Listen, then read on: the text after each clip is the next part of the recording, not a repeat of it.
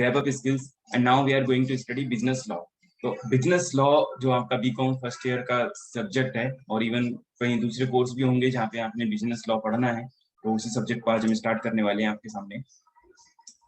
तो जब business law के बारे में जब आपके माइंड में आता है तो कौन कौन से लॉ होते हैं जो हम बिजनेस करते हैं, तो कौन कौन से ऐसे एक्ट हैं जिनको हमें फॉलो अप करना होता है, जिनको हमें कंप्लायंस जिनकी कंप्लायंस को हमें फुलफिल करना होता है।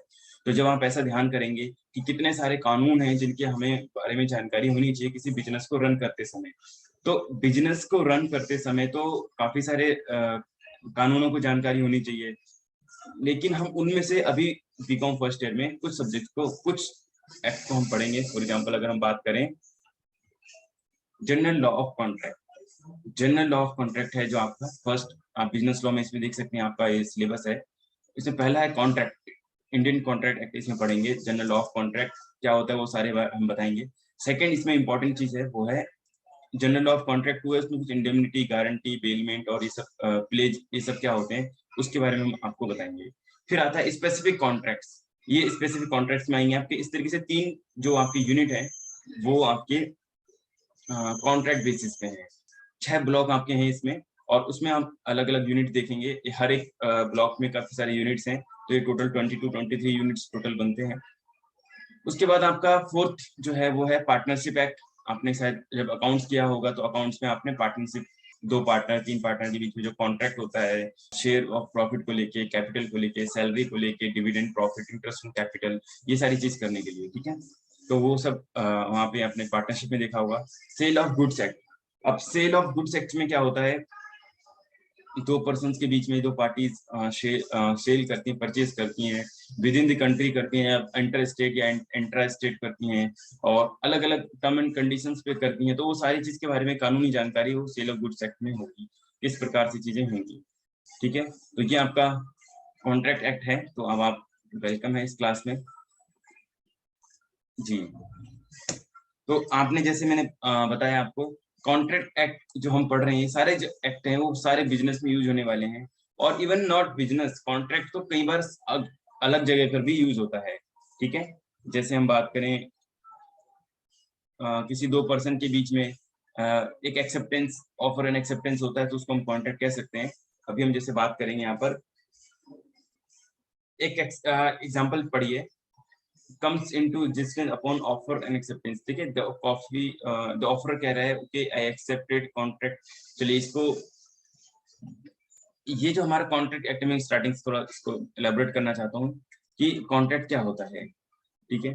कॉन्ट्रैक्ट एक्ट 1872 में हमारा आया था, ब्रिटिश जब हमारी सरकार थी, ब्रिटिश गवर्नमेंट थी, तभी हमारे पास ये आया था। जब बिजनेस 2 पार्टीज होती हैं तो 2 पार्टीज के बीच में काफी सारे डिस्प्यूट भी होते हैं।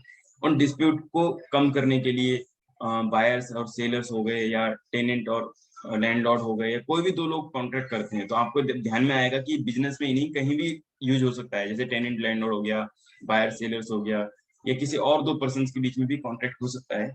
उनके बीच में जो टर्म एंड कंडीशंस होती हैं, जैसे परचेस करता है, सेल करता है, तो उसके बीच में क्या कंडीशंस होंगी, क्या क्या लॉ एप्लीकेबल होंगे, जब कभी डिस्प्यूट होगा, जब कोर्ट में जाएंगे तो क्या बातें होंगी वहां पर, ये सारी चीजों को डिफाइन करता है हमारा कॉन्ट्रैक्ट लॉ। कई बार हम कॉन्ट्रैक्ट वैलिड है या नहीं है ना, ऐसा भी हो सकता है कि सिर्फ माइनर पर्सन ने कॉन्ट्रैक्ट किया है तो वो वैलिड है या नहीं है, ये सब चीजें भी हमें ध्यान में रखना। और अब हम देखते हैं difference between agreement and contract. अब कॉन्ट्रैक्ट को समझने से पहले हमें अग्रीमेंट भी समझना चाहिए कि अग्रीमेंट क्या होता है, क्योंकि अग्रीमेंट से ही हमारा आगे निकल के हम कॉन्ट्रैक्ट को पढ़ते हैं। अग्रीमेंट की बात करें तो अग्रीमेंट नॉर्मली, अगर अब मैं डिफरेंस पढ़ने जा रहा हूँ आपके सामने, जो मैंने रखा है डिफरेंस है ये, difference between agreement and contract. Offer and it's acceptance constitute an agreement. अगर दो पर्सन ऑफर करता है, एक पर्सन, और दूसरा एक्सेप्ट करता है, तो उसको हम क्या कहते हैं, अग्रीमेंट कह देते हैं, ठीक है। लेकिन यही अग्रीमेंट अगर इनफोर्सिबल कॉन्स्टिट्यूट अ कॉन्ट्रैक्ट, अगर ये अग्रीमेंट जो है आपका, जैसे मैंने बताया 2 पर्सन, अगर एक पर्सन दूसरे पर्सन से अग्री होता है तो उसे हम कह सकते हैं कि अग्रीमेंट है। जस्ट अग्री होने पर, हम एक पर्सन दूसरे पर्सन से अग्री होता है तो हम कह सकते हैं कि ये अग्रीमेंट है। बट अगर इनफोर्सिबिलिटी एट कोर्ट हो, अगर कोर्ट के अंदर इसकी इनफोर्सिबिलिटी हो जाती है, तो कोर्ट में अगर इसकी इनफोर्सिबिलिटी होने के बाद इसको हम कहते हैं कॉन्ट्रैक्ट। एक agreement, N agreement may not create a legal, आप कह सकते हैं ऑब्लिगेशंस नहीं होंगी।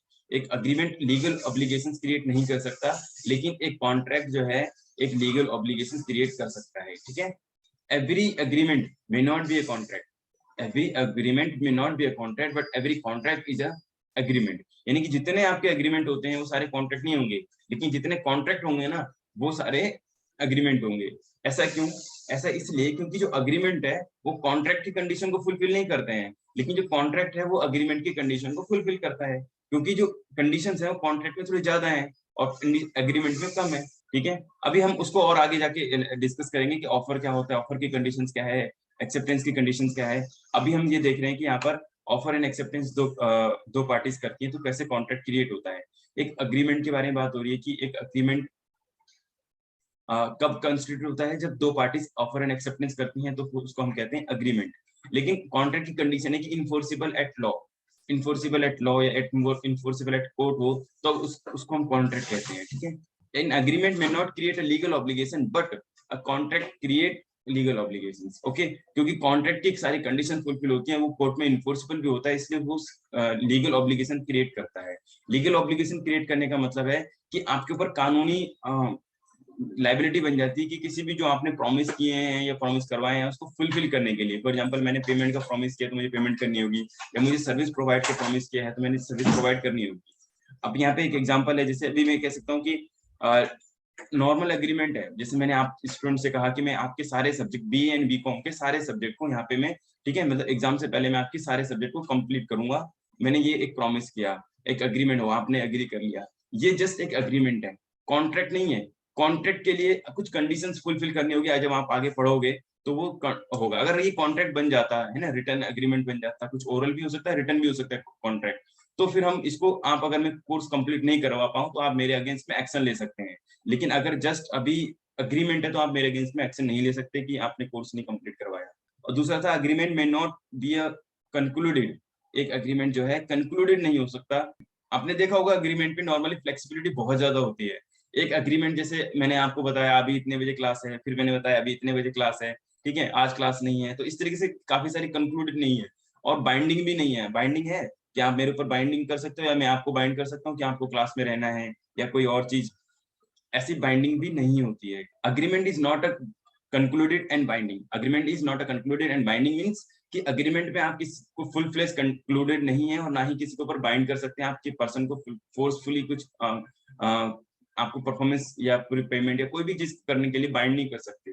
लेकिन कॉन्ट्रैक्ट इज कंक्लूडेड होता है और उसमें कंसर्न पार्टी रिस्पॉन्सिबल होती है और बाइंडिंग होता है इस पर्सन को, यानी कि उस पर्सन को करना ही होता है, मजबूरी है उसको करना ही करना है फुलफिल। क्लासिफिकेशन ऑफ कॉन्ट्रैक्ट्स भी हम इसमें हैंड टू हैंड देख लेते हैं। इसमें अभी हम इसकी डिटेल स्टडी हम लेटर ऑन डेली जब हम क्लासेस बैक टू बैक करते जाएंगे तो आप इसमें देखेंगे कि हम कॉन्ट्रैक्ट को और अच्छे से समझेंगे आपके साथ।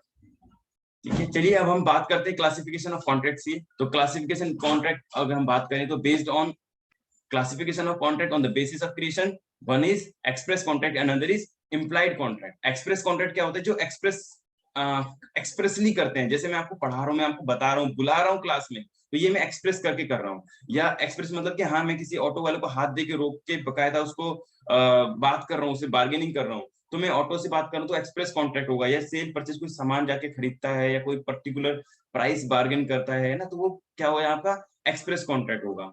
इम्प्लाइड कॉन्ट्रैक्ट क्या होगा? इम्प्लाइड मतलब मैं समझ आता हूँ, जो ऑटोमेटिक आपके कंडक्ट ऑफ बिहेवियर या पार्टी के बिहेवियर से आप समझ लेते हो कॉन्ट्रैक्ट डन हो गया आपका। जैसे मैंने आपको बताया कॉन्ट्रैक्ट रिटर्न भी हो सकता है, ओरल भी हो सकता है। इम्प्लाइड कॉन्ट्रैक्ट क्या होता है? जैसे कि आप देखो ऑटो वालों से तो पर्टिकुलर हम बार्गेन करते हो कि इधर चलना है नहीं चलना है, साकेत चलोगे, मालवीय नगर चलोगे, इस तरीके से हम बात करते हैं ना, करोल बाग चलना है। लेकिन हम टैक्सी भी कुछ हो गई या फिर ये अपने बस हो गई, तो इसमें हम बार्गेन नहीं करते, कुछ नहीं करते, हम सीधा चढ़ जाते हैं बस के ऊपर। बस में ऊपर अंदर चढ़ गए, हम बैठ गए सीट पे, तो ये हमारा इम्प्लाइड कॉन्ट्रैक्ट हो गया कि हमने उनकी परफॉर्मेंस, उनकी सर्विस को एक्सेप्ट कर ली और उनकी जो पेमेंट थी कंडीशन उसको भी हमने एक्सेप्ट कर लिया। अब हमें पेमेंट करना ही करना है। हम ये नहीं कह सकते कि आपने बस खड़ी कर रखी थी, गेट खुला हुआ था, मेरा चढ़ गया मैं, है ना, ऐसे ही। या फिर रेस्टोरेंट में कभी हम बैठते हैं जाके, वो एकदम से सब हमें फूड सर्व करते हैं, है ना, ये नहीं कह सकते कि हम आए थे बैठे थे आपने ही फूड दिया, ऐसा नहीं। तो एक्सप्रेस और इम्प्लाइड में ये कि एक्सप्रेस में ऑफर एंड ऑफर बिल्कुल कॉन्शियस माइंड में एक दूसरे से बार्गेन करते हैं, सारी चीज डिस्कस करते हैं। इम्प्लाइड में क्या होता है कि आपके बिहेवियर से पता चल जाता है कि ये आप कॉन्ट्रैक्ट कर रहे हो, ठीक है। और अगर हम बात करते हैं इसकी बेस्ड ऑन एग्जीक्यूशंस की बात करें, एग्जीक्यूशंस की अगर हम बात करें तो एग्जीक्यूटेड और एग्जीक्यूटेड एंड एग्जीक्यूटरी दो कॉन्ट्रैक्ट हैं इसमें। एग्जीक्यूटेड कॉन्ट्रैक्ट होते हैं जहां पे दोनों बहुत पार्टी अपनी परफॉर्मेंस को कंप्लीट कर चुकी हैं, तो वो होता है हमारा एग्जीक्यूटेड कॉन्ट्रैक्ट। एग्जीक्यूटेड कॉन्ट्रैक्ट कौन से होते हैं? जहां पर हम दो पार्टीज, एक पार्टी है अगर आप ऑफर एंड एक्सेप्टेंस बोल सकते हैं इसको, कि एक पार्टी है जो ने परफॉर्मेंस करनी होती है, नॉर्मली सर्विस देनी होती है या कुछ पर डिलीवरी गुड्स देना है, कुछ देना है। सेकंड पार्टी में क्या करना होता है? पेमेंट करनी होती है। तो अगर ये पार्टी अपनी पेमेंट कर देती है और एक पार्टी सर्विस दे देती है, तो दोनों कंप्लीट हो गया ना, इसको हम बोलते हैं एग्जीक्यूटिव कॉन्ट्रैक्ट। और एग्जीक्यूटिव कॉन्ट्रैक्ट कौन से होते हैं? जहां पे आइदर ऑफ वन पार्टी ने अभी भी अपने पार्ट को फुलफिल कंप्लीट करना बाकी है, तो उसको हम बोलते हैं, क्या बोलते हैं उसको हम, कि एग्जीक्यूटिव कॉन्ट्रैक्ट है, ठीक है। और एग्जीक्यूटिव कॉन्ट्रैक्ट में भी दो तरीके हो सकते हैं, या तो यूनिलेटरल या तो बायलेटरल। इसका मतलब क्या हुआ? या तो एक तरफ अभी काम बाकी है, फिर दोनों तरफ काम बाकी है। यूनिलेटरल बायलेटरल कॉन्ट्रैक्ट में क्या होगा? यानी कि एक तरफ या दो तरफ अभी काम बाकी है, ठीक है। बेस्ड ऑन इनफोर्सिबिलिटी, अब सबसे मोस्ट इंपॉर्टेंट चीज जो आपने करनी है, जब मोस्ट इंपॉर्टेंट चीज है ये इनफोर्सिबिलिटी। बेस्ड ऑन परफॉर्मेंस के बेस पे मैंने बता दिया, कि एग्जीक्यूशन के बेस पे बता दिया एग्जीक्यूटेड एंड एग्जीक्यूटिव। अब आता है बेस्ड ऑन इनफोर्सिबिलिटी कॉन्ट्रैक्ट। तो इसको हम 5 पार्ट में डिवाइड करते हैं। क्या था आपका? Valid contract, void contract, voidable contract, illegal contract and unenforceable contract. तो इस तरीके के आप 5 कॉन्ट्रैक्ट इसमें पढ़ेंगे। Valid contract, void contract, voidable contract, illegal contract, unenforceable contract. ये हम बीच में आगे जब हम डिटेल में इसको पढ़ेंगे तो एक एक विद सेक्शंस और सब सेक्शंस के साथ हम इसको कंप्लीट करते चलेंगे, ठीक है जी।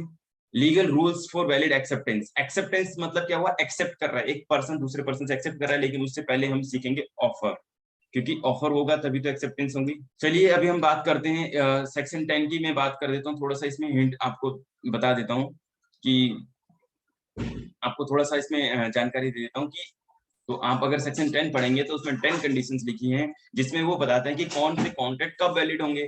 तो उसमें पहली कंडीशन है कि वैलिड ऑफर एंड एक्सेप्टेंस होनी चाहिए। दो कॉन्ट्रैक्ट के बीच में वैलिड ऑफर एंड एक्सेप्टेंस होगी, तभी वो कॉन्ट्रैक्ट वैलिड होगा। अब जब कॉन्ट्रैक्ट की ऑफर एंड एक्सेप्टेंस की बात आती है, तो कौन से ऑफर होंगे, कौन से एक्सेप्टेंस होंगे, उसके बारे में हमें जानना है। फॉर एग्जाम्पल, मैं अपनी बाइक को सेल करने का ऑफर करता हूँ, तो वो वैलिड ऑफर होगा या नहीं होगा, उसकी कुछ कंडीशंस हैं, तो सेक्शन 9 में हमें दी हुई है, तो हम उसको पढ़ते हैं। जैसे कि offer must be intended to create legal relations, an offer will not become a promise contract even after it has been accepted. आपका जो इंटेंशन होता है जब आप ऑफर करते हो किसी पर्सन को, आपका इंटेंशन कैसा होना चाहिए? Create legal relations. ऐसा नहीं कि अगर ऐसा का नहीं हुआ तो चाहे वो बाद में एक्सेप्ट कर भी लिया जाए, तब भी उसको हम प्रॉपर ऑफर नहीं मानेंगे, ठीक है। As per section 9, as per section 9 क्या कहता है? मान लो अगर मेरे को ऐसी मजाक में बात कर रहा हूँ कि नहीं, मैं अपना मोबाइल सेल करना है, मुझे अपना कार सेल करनी है, बाइक सेल करनी है, नहीं, ऐसे मजाक में नहीं चलेगा। अगर ऐसा हुआ और सामने वाले ने कहा हाँ ठीक है मैं ले लेता हूँ, तो फिर उसको हम वैलिड नहीं कहते और ना ही वो कॉन्ट्रैक्ट में काउंट करेंगे। एक प्रॉपर इंटेंशन, जब सामने एक पर्सन सामने पर्सन से प्रॉपर जो है ऑफर करे, एक सर्टेन प्राइस पे, एक कौन सा प्राइस पे सेल करना है, किस प्राइस पे सामने वाले पर्सन को सेल करना है, ये चीज क्लियरली मेंशन करे। फॉर एग्जांपल अमाउंट मेंशन करे, टाइम मेंशन करे, कि मेरे को इस टाइम तक पीरियड में अगर मुझे कोई ऑफर आता है तो मैं इसको इस प्राइस पे इसको सेल कर दूंगा। ये नहीं कि हाँ अगर हो जाए तो मैं सेल कर दूंगा, कुछ ऐसा नहीं, ठीक है। ये चीज इसमें है। तो सेकंड कंडीशन इसमें क्या है कि term of offer must be certain. तो इसमें जो ऑफर जो है उसकी सेकंड कंडीशन है, सेकंड है वो term of offer must be certain and not vague. तो इसमें सेकंड कंडीशन क्या हो जाएगी आपकी? नॉट वोग, वोग नहीं होना चाहिए, ठीक है। No contract can be form if terms of offer vague. जो प्रॉपर ऑफर की, जैसे इसमें बताया गया है कि ऑफर एंड एक्सेप्टेंस के बारे में, कि सेक्शन 9 में जैसे पहला कंडीशन क्या है सेक्शन 9 की, कि offer must intended to create legal relations, and second है कि offer must certain definite and not vague. Vague मतलब होता है फेक होना या फिर इल्यूजरी होना या कुछ ऐसी चीजें होना, ठीक है। तो यहाँ पे क्या है कि सर्टेन होना चाहिए, निश्चित होना चाहिए कि यही काम करना है। निश्चित का मतलब है कि आपको करना ही करना है। जब आपने निर्णय कर लिया कोई काम को करने का, निर्णय होता है कि निश्चित है, वो नहीं होना है। मेरे को अपना ये पेन बेचना ही बेचना है, मुझे अपनी कॉपी बेचनी है, तो मुझे जब पूरा कंफर्म्ड है कि हाँ मुझे निश्चित है बेचना है, तभी उसको हम ऑफर कहते हैं, ठीक है। आगे डिक्लेरेशंस की, इंटेंशंस की बात करेंगे। Sometime a person may make statement without any intention to create legal obligations, ठीक है। तो अभी आपने अगर इस क्लास को रेगुलर ज्वाइन करना है तो एक टाइम हम करेंगे, उसके साथ हम इस क्लास को रेगुलर भी ज्वाइन कर सकते हैं। Thank you everyone. Comment section में आप लिख करके सारी चीजें बता सकते हैं हमें क्लासेस को और कैसे किस वे में रन करनी है, और रेगुलर क्लास करनी है, इंटरवल पे करनी है, कुछ पर्टिकुलर टाइम बता सकते हैं, तो हम बिजनेस लॉ की क्लास को कंटिन्यू करेंगे। बीए एंड बीकॉम की सारी क्लासेस हम यूट्यूब चैनल पर अपने डालने वाले हैं, इसलिए आप इस हमारे चैनल को सब्सक्राइब कर लीजिए और अपने कमेंट सेक्शन में बताइए कि हम किस प्रकार से इसको आगे और क्लासेस को कंटिन्यू करें। Thank you.